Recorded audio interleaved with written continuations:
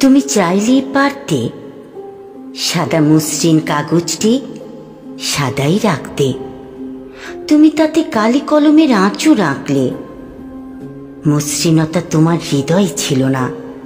তুমি সাদাকে কুলুষিত করলে, আঁকি ঝুঁকি করলে। কালো কালির আঁচড়ে নষ্ট করলে সাদার শুভ্রতা।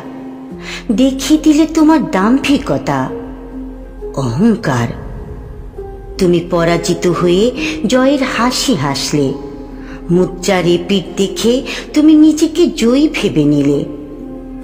প্রতিহিংসা তোমাকে অন্ধ করে দিল। তুমি মুদ্রার ওপিঠ দেখলে না, কোনো কিছু ভাবলে না। তুমি নিজেকে স্রষ্টা ভেবে নিলে।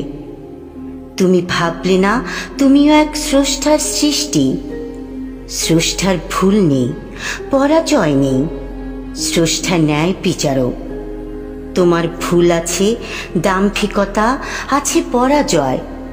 যে বালির প্রাসাদ তুমি তিল তিল করে গড়ে তুলেছ, চাইলেই তা এক নিমেষে ভেঙে গুঁড়িয়ে দিতে পারো। কিন্তু বিনিময়ে তুমি পাবে না আরেকটা প্রাসাদ, আর তার পিছনে তোমার দেয়া শ্রম ও মূল্যবান সময়। ধ্বংসতে আনন্দ নেই, আত্মতৃপ্তি নেই। আত্মতুষ্টির জন্য গড়তে হয় একের পর এক সৃষ্টি।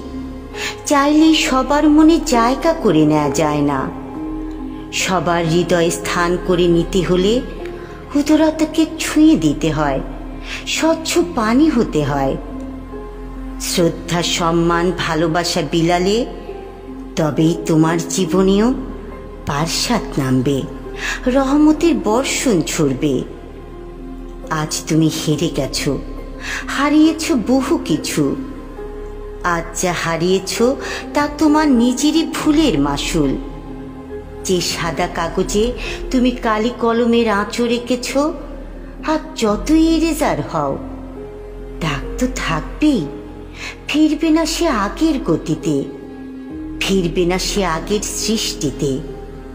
ইরেজার মুছে দিবে শত আঁচড়, তবুও থাকে দাগ। দাগ থেকে যায় আচ্ছা আঁচড়।